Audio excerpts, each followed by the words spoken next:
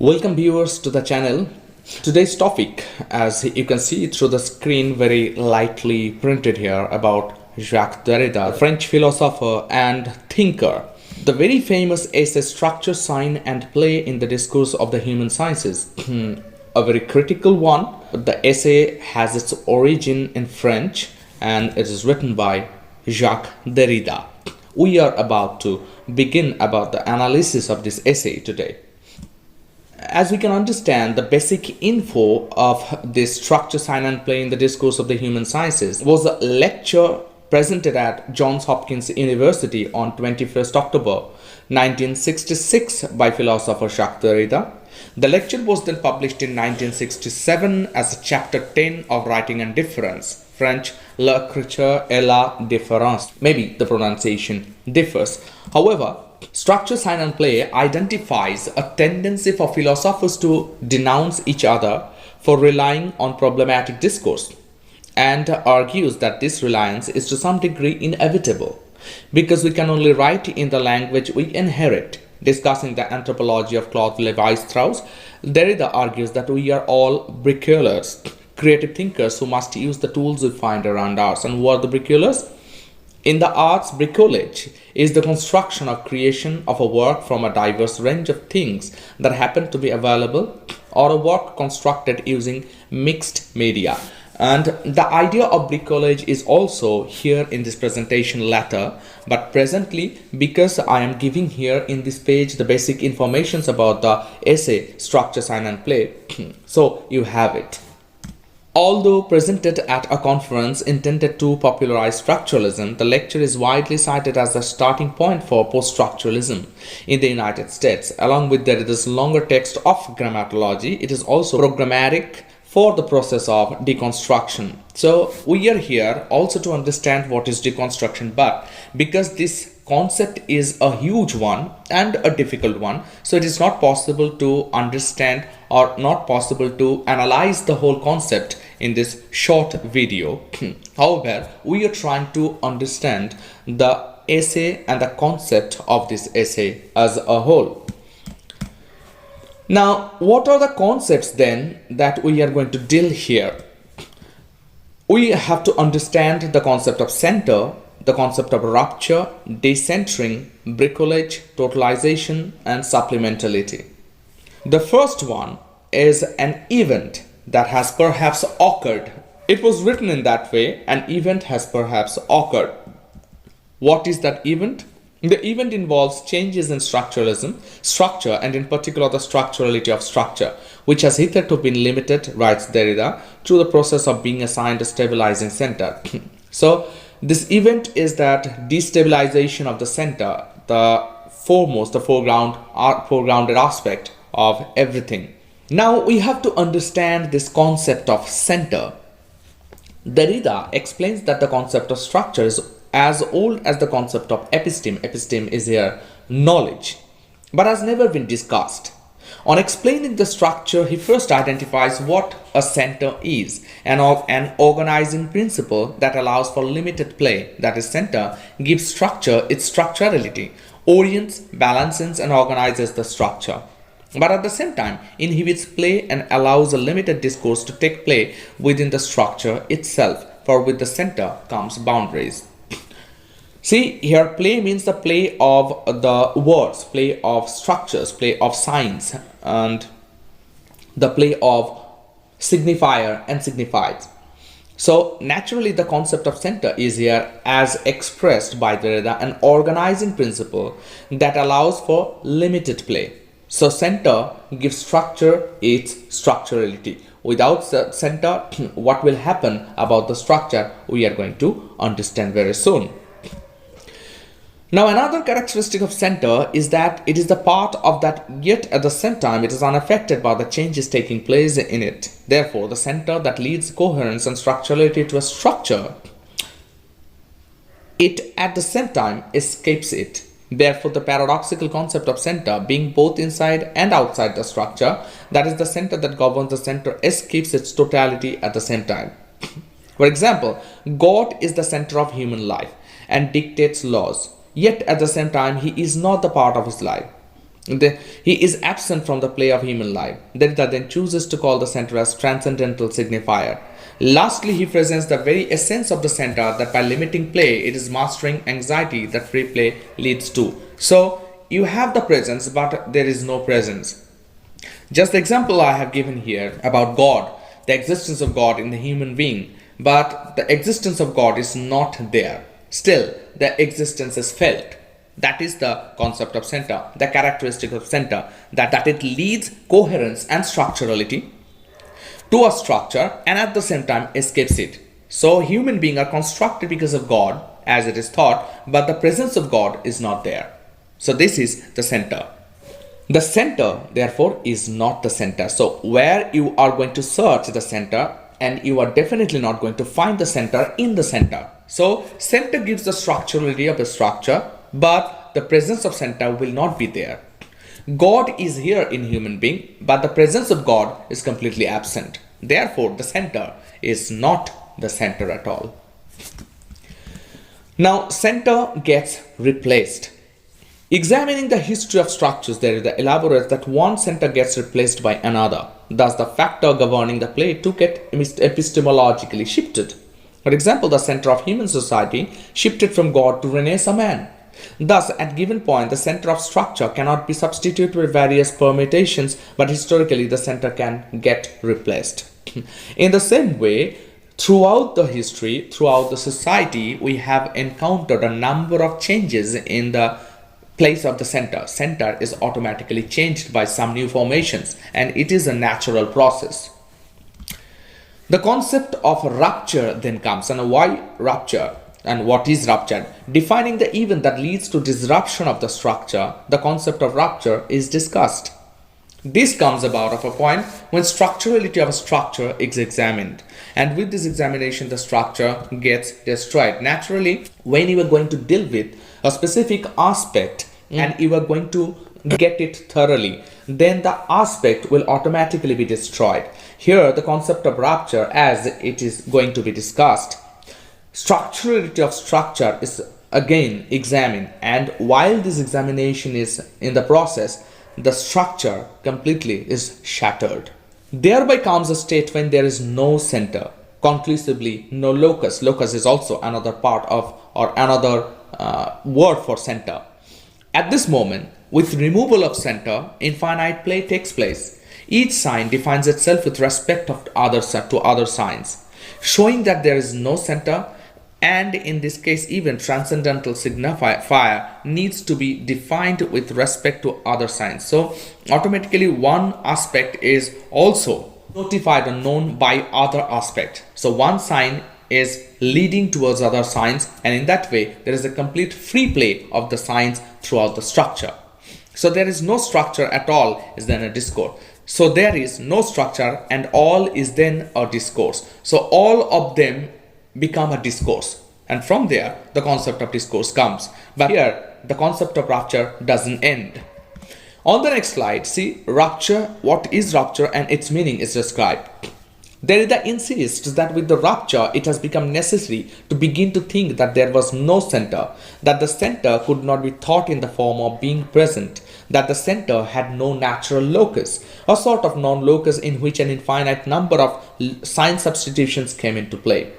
Derrida attributes this initiation of the process of decentering to the totality of our era, as Peterbury argues in the Beginning Theory and Introduction to Literary and Cultural, 1995. That in the 20th century, through a complex process of various historio-political events, scientific and technological shifts, these centers were destroyed or eroded. So when Derrida is attributing this initiation of the process of decentering to the center or the rupture, as it is also found in Peterbury's explanation, that the 20th century, there is a complex process of political events, scientific and technological shifts. So these centers were previously, those were thought to be center, as the center means as the locus, those were completely destroyed or eroded because new center comes into play. And because there was no center, center could not be thought in the form of being present, that the center had no natural locus, or a sort of non-locus therefore. For instance, the First World War destroyed the illusion of steady material progress. The Holocaust destroyed the notion of Europe as the source of center of human civilization. Scientific discoveries, such as the way the notion of relativity destroyed the ideas of time and space as fixed and central absolutes. Then there were intellectual and artistic movements like modernism in the arts, which in the first 30 years of century rejected such central absolutes as harmony in music, chronological sequence in narrative, and the representation of the visual world in art. See, this is the change. So each time, in each era, there is a shift. So the center is not remaining always in the center. It is changing time to time. It is changing also through era to era. This decentering of structure, of the transcendental signifier, and of the sovereign subject, Derrida suggests naming his sources of inspiration. That means Derrida took his inspiration and material from three separate sources. One is Nietzschean critique of metaphysics and especially that of being and truth. Second, Freudian critique of self-presence. And third, Heidegger's destruction of metaphysics, of ontology, of the determination of being as presence. Now, if you really wish to know about this concept of being and truth, the self-presence, Freudian self-presence, and destruction of metaphysics of Heidegger's, it is impossible to construct all of those ideas in this very limited space and limited time. So what you are going to do, you have to understand the concept that has been discussed, that has been analyzed in Derrida's structure, sign and play. Now, the concept of decentering, therefore, is an interesting one. Derrida argues that all these attempts at decentering were, however, trapped in a sort of circle. Structuralism, which in his day was taken as a profound questioning of traditional Western thought, is taken by Derrida to be in support of just those ways of thought. Semiotics and phenomenology are similarly compromised. Semiotics stresses the fundamental connection of language to speech in a way that it undermines its insistence on the inherently arbitrary nature of a sign. Phenomenology rejects metaphysical truths in the favor of phenomena and appearance, only to insist for truth to be discovered in human consciousness and lived experience. To an extent, Derrida seems to see this as an inevitable. There is no sense in doing without the concepts of metaphysics in order to attack metaphysics. However, the awareness of this process is important for him. Here, it is a question of critical relationship to the language of the human sciences and a question of critical responsibility of the discourse. It is a question of putting expressly and systematically the problem of a discourse which borrows from a heritage the resources necessary of that heritage itself. So, the italics are the language of the text, that means of the essay, and it is directly by Derrida.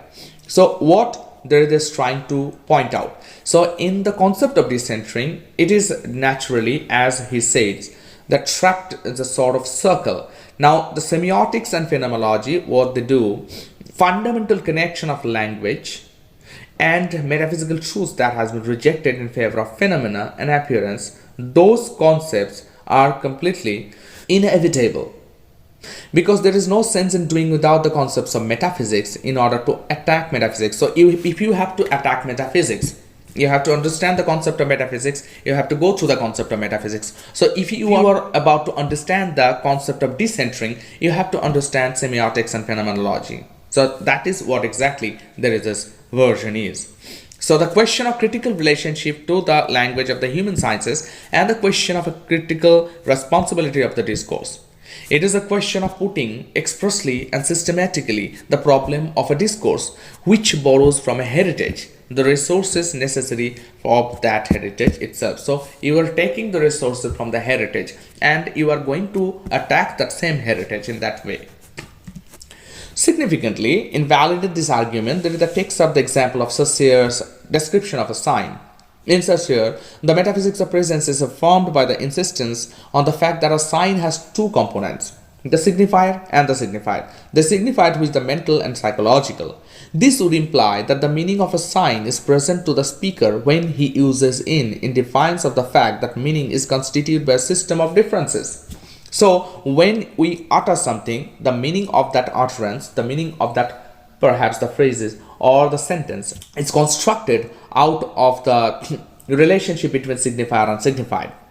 So Sign is present to the speaker when he uses in a defiance to the fact that meaning is constituted by a system of differences. That is also why Saussure insists on the primacy of speaking. As soon as language is written down, the distance between the subject and his words is created, causing meaning to become unanchored. His phonocentrism, and argues that the distance between the subject and his words exists in any case, even while speaking, that the meaning of sign is always unanchored. Sign has no innate or transcendental truth. Thus, the signified never has any immediate self-present meaning. It is itself only a sign that derives its meaning from other signs, just what I said earlier. Hence, a signified can be a signifier and vice versa. That means a signifier can be a signified can be a signifier. Such a viewpoint entails that sign thus be stripped of its signified component. Meaning is never present at face value. We cannot escape the process of interpretation, whilst Saussure still sees language as a closed system where every word has its place and consequently its meaning. Derrida wants to argue for language as an open system. So Saussure's concept was that language is a closed system. But contrarily, Derrida argues that it is an open system. In denying the metaphysics of presence, the distances between inside and outside are also problematized. There is no place outside of language from where meaning can be generated. Naturally, this is what Derrida actually wants to mean. That there is no place outside of language from where meaning can be generated. So we are trapped in a language system. We are not outside of the language. And there is this famous quotation that nothing is outside of the text. Text is here suggesting the same language. So language is everything. Even if you are thinking, even if you are not uttering any word, any sentence, that means you are thinking in terms of language. So even not out of the language, your thought is even trapped in the language, the system of signifier and signified. So this is how the concept of decentering comes into existence, that this is something where you are not fixed. It is volatile, it is flexible. Language is flexible. So flexibility is this, that no meaning can be achieved with a single purpose. There are other signs which are also attached to the previous sign, or if you are giving a sign, that means if you are having a sign, that sign is also reflecting other signs. In that way, there is a huge component of meaning come together. That is the reason why there is no place outside of language from where meaning can be generated. Now, Derrida is deconstructing Levi Strauss's idea of binaries, that means the concept of decentering. Derrida wishes to focus on a new mode of thinking, not limiting within the old one. This is where Freud, Heidegger and Nietzsche fall short.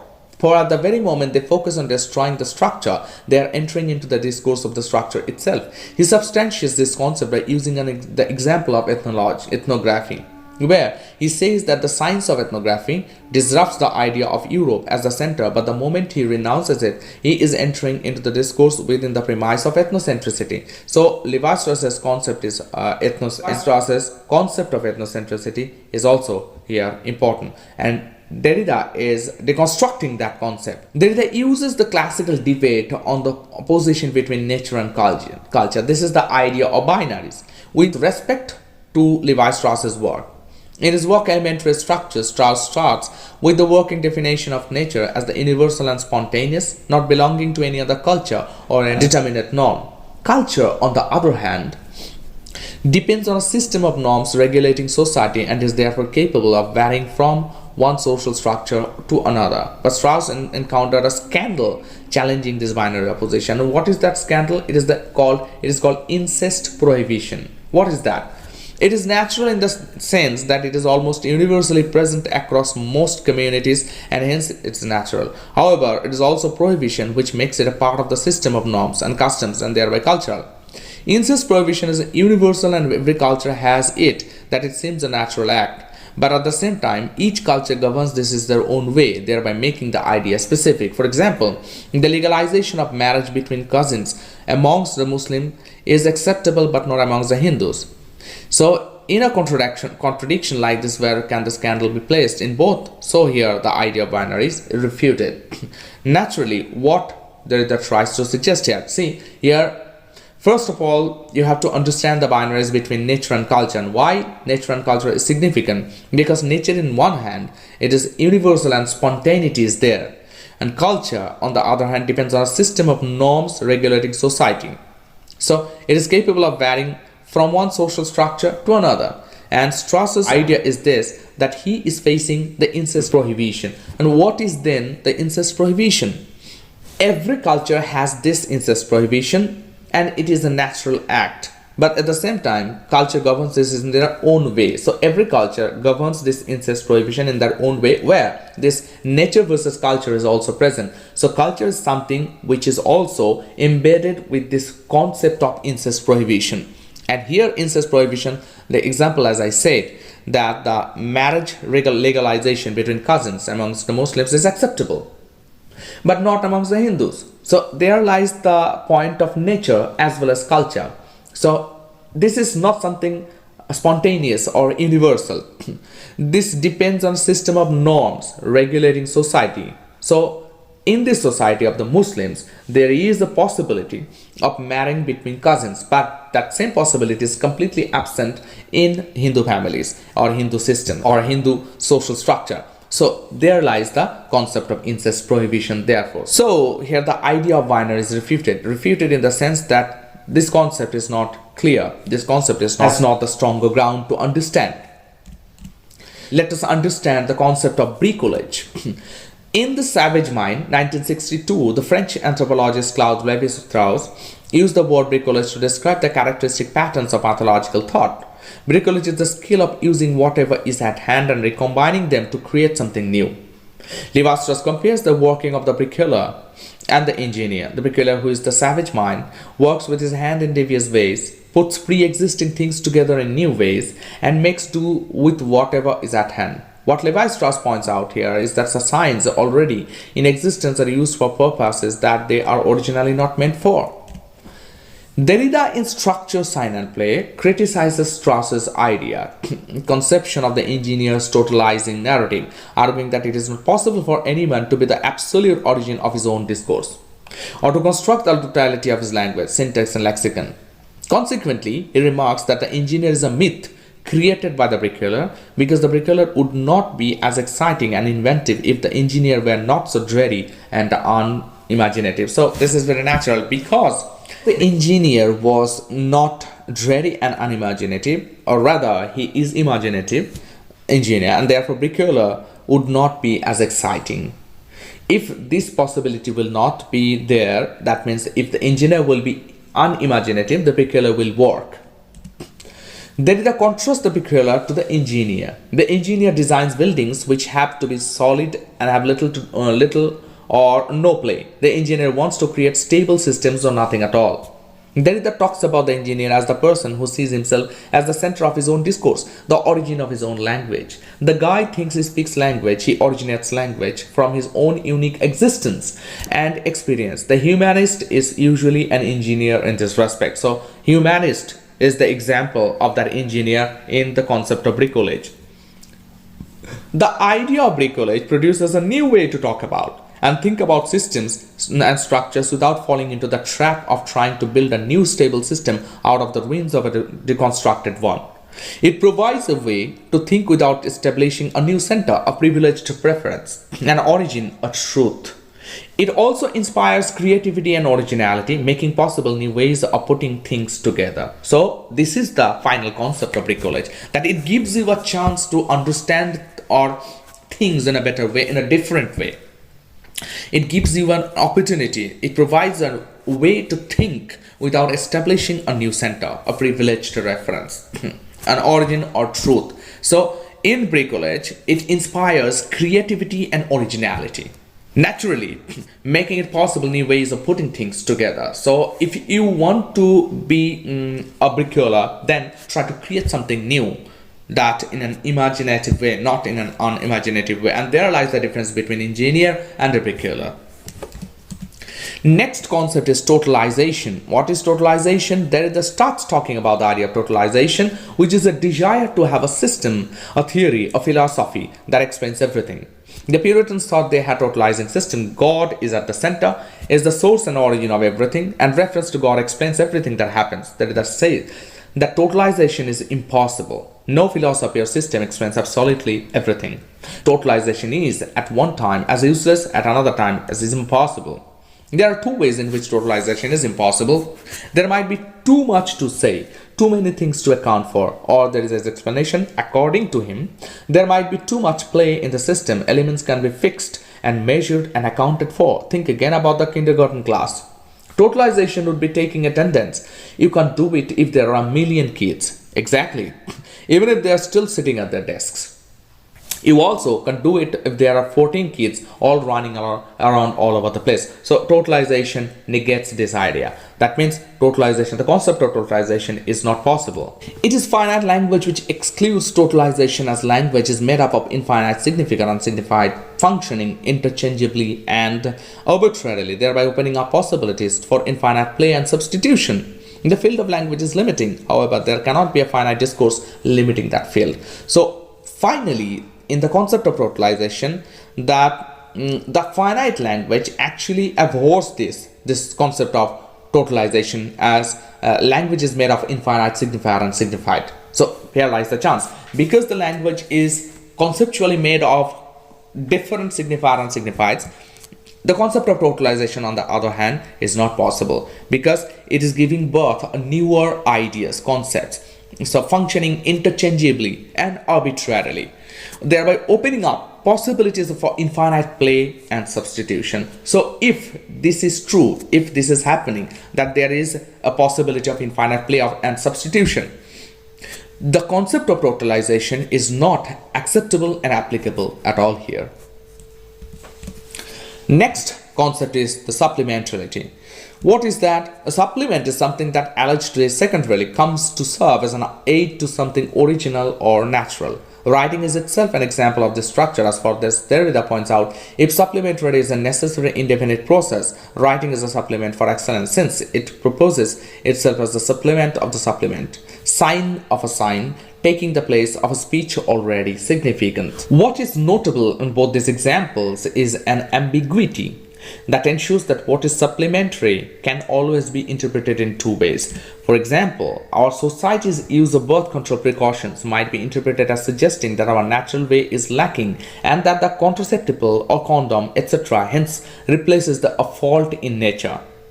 In the other hand, it might also be argued that such precautions merely add on to and enrich our natural way. See, this is the supplement, that it is an aid to something original or natural. So what you are going to think about it? See, the supplement may be masturbation or not, as Derrida suggests that even use of birth control precautions. The notability or the notable aspect in it is this, that it is always ambiguous or more accurately undecidable. Whether the supplement adds itself or is a plentive enriching another plenitude, the fullest measure of presence, or whether the supplement supplements, adds only to replace, represents, and makes an image, its place is assigned in the structure by the mark of emptiness. It is undecidable. You cannot decide it completely. It is in either or situation. It can be, it cannot be. If there is possibility, there may not be any possibility at all. So supplementality is a kind of concept where you are completely at a loss, because it cannot be completely deciding something. You cannot be fixed into something. You cannot give the idea, the concept is in complete sense.